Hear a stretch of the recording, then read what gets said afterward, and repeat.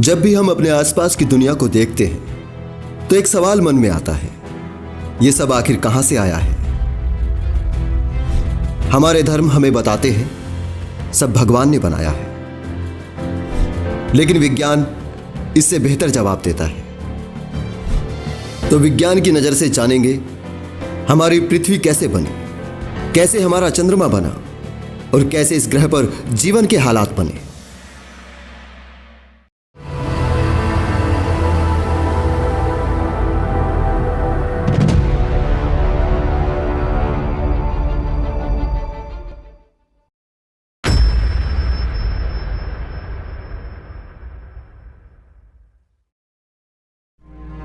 Big bang के लगभग 9 अरब साल बाद जब यूनिवर्स स्टेबल हुआ तो फर्स्ट जनरेशन स्टार बने थे, जिनके साइज बहुत बड़े थे लेकिन उम्र कम थी और केमिस्ट्री अलग। उन्होंने नए तरह के एटम्स बनाए और फिर सुपरनोवा के सहारे फूटते वक्त सारे एलिमेंट्स स्पेस में दूर तक बिखरा दिए और थोड़ी अलग केमिस्ट्री वाले सेकंड जनरेशन स्टार बने। फिर उन्होंने जब सुपरनोवा विस्फोट करने शुरू किए तब उनके फैले मलबे से ये गैलेक्सीज और सोलर सिस्टम बने। ग्रेविटी ने धूल के उन कणों को छोटे छोटे पत्थर के टुकड़ों में बदल दिया।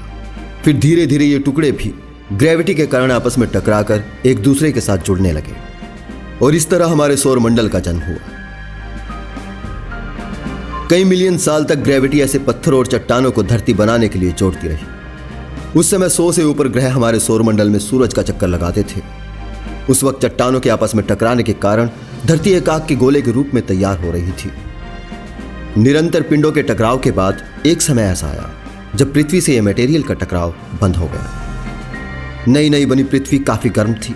धीरे धीरे समय बीतने के साथ ठंडी होनी शुरू हो गई। पृथ्वी के क्रस्ट के नीचे मेंटल की लेयर में टेक्टोनिक प्लेट्स के टकराव और घर्षण से बड़े बड़े पहाड़ और ज्वालामुखियों का निर्माण हुआ और इन्हीं ज्वालामुखी से निकलने वाली गैसेस ने पृथ्वी के वातावरण को बनाया। सौर मंडल के बाहर से आने वाली बर्फ से जमे पिंड की चट्टानें पृथ्वी से टकराने लगी। यही जमी हुई बर्फ के पिंड और चट्टानें पृथ्वी की सतह पर पानी का कारण बनी, क्योंकि इत्तेफाक से पृथ्वी से सूर्य की दूरी ऐसी थी जहां यह पानी ना तो बर्फ रह सकता था और ना ही भाप बनकर उड़ सकता था।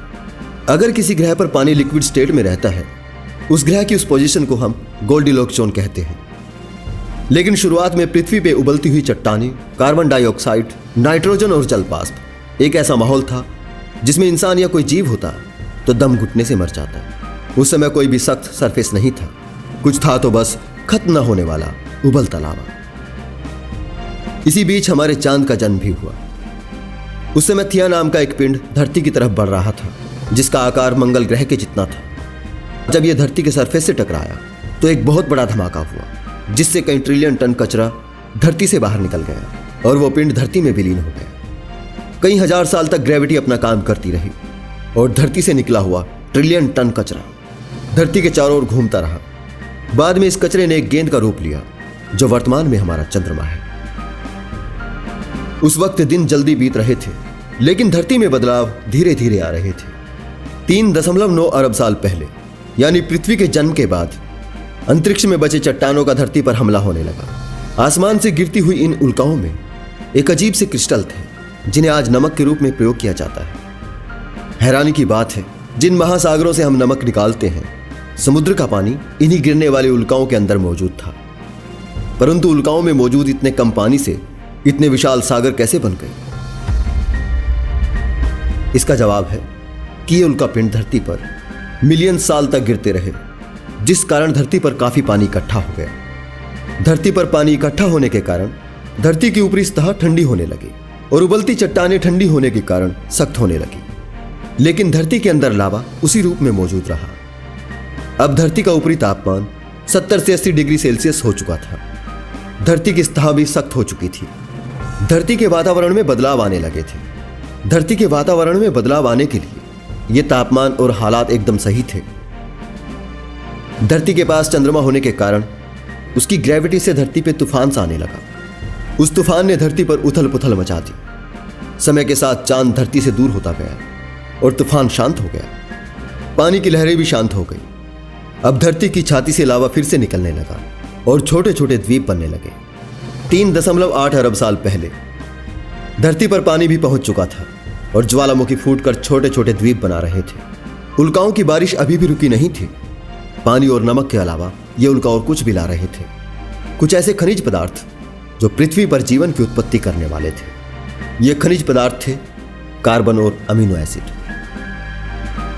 ये दोनों तत्व धरती पर पाए जाने वाले हर एक जीव जंतु और पेड़ पौधों में पाए जाते हैं।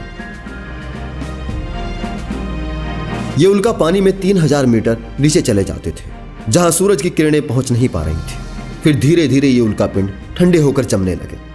इन्होंने एक चिमनी का आकार लेना शुरू कर दिया और ज्वालामुखी में पड़ी दरारों में पानी जाने से धुआं इन चिमनियों से निकलने लगा और पानी एक केमिकल सूप बन गया।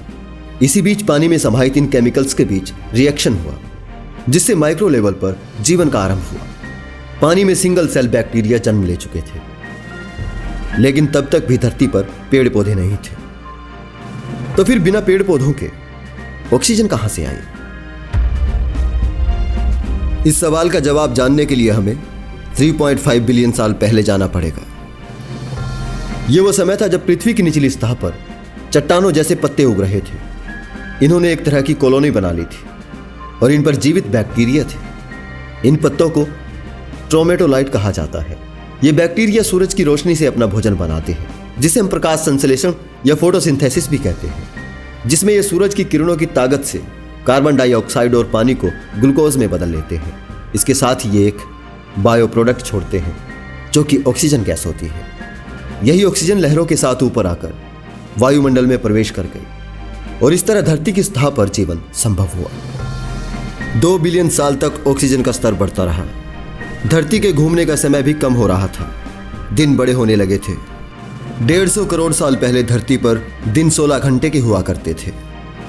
कई करोड़ साल बाद सागर के नीचे दबी धरती की ऊपरी सतह कई प्लेटों में बंट गई। धरती के नीचे फैले इस लावा ने ऊपरी सतह को गतिमान कर दिया। इस गति के कारण सारी प्लेटें आपस में जुड़ गई और बहुत विशाल द्वीप तैयार हुआ। अब तक तापमान घटकर 30 डिग्री सेल्सियस हो चुका था। दिन बढ़कर 18 घंटे के हो चुके थे। धरती के हालात मंगल ग्रह की तरह थे। 750 मिलियन साल पहले धरती के अंदर से एक ऐसी शक्ति निकली जिसने धरती की सतह को 2 टुकड़ों में बांट दिया और यह पावर टेम्परेचर की थी, जो धरती के नीचे पिघले हुए लावा से पैदा हुई थी, जिसके कारण धरती की ऊपरी सतह कमजोर पड़ती गई और धीरे धीरे दोनों सतहें एक दूसरे से दूर होती चली गई, जिससे 2 महाद्वीप बने, लॉरेशिया और गोंडवाना। धरती के ऊपर ज्वालामुखी फटने का सिलसिला अभी जारी था।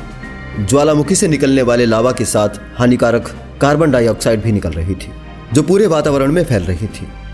वातावरण में फैली इस कार्बन डाइऑक्साइड ने सूरज की किरणों को सोखना शुरू कर दिया, जिससे धरती का तापमान बढ़ने लगा। बढ़ते तापमान के कारण सागर के जल से बादल बनने लगे और कार्बन डाइऑक्साइड से मिलकर अम्लीय वर्षा धरती पर होने लगी। बारिश के साथ आने वाली कार्बन डाइऑक्साइड को चट्टान और पत्थरों ने सोख लिया।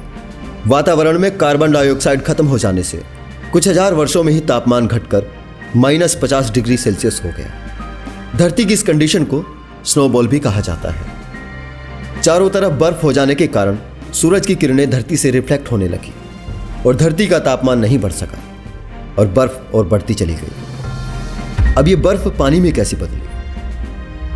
धरती का केंद्र अभी गर्म था। ज्वालामुखियों का फटना भी जारी था, लेकिन बर्फ इतनी ज्यादा हो चुकी थी कि ज्वालामुखी से निकलने वाली गर्मी भी उसे पिघला नहीं पा रही थी। परंतु अब कोई ऐसा जरिया नहीं था जो कार्बन डाइऑक्साइड को सोख पाता। सारी चट्टानें और पत्थर बर्फ से ढक चुके थे। एक बार फिर से कार्बन डाइऑक्साइड ने अपनी ताकत दिखाई और सूरज की गर्मी को सोखकर बर्फ को पिघलने पर मजबूर कर दिया। और अब तक दिन भी 22 घंटों के हो गए थे, यानी धरती पर जीवन की शुरुआत के लिए सही समय आ चुका था।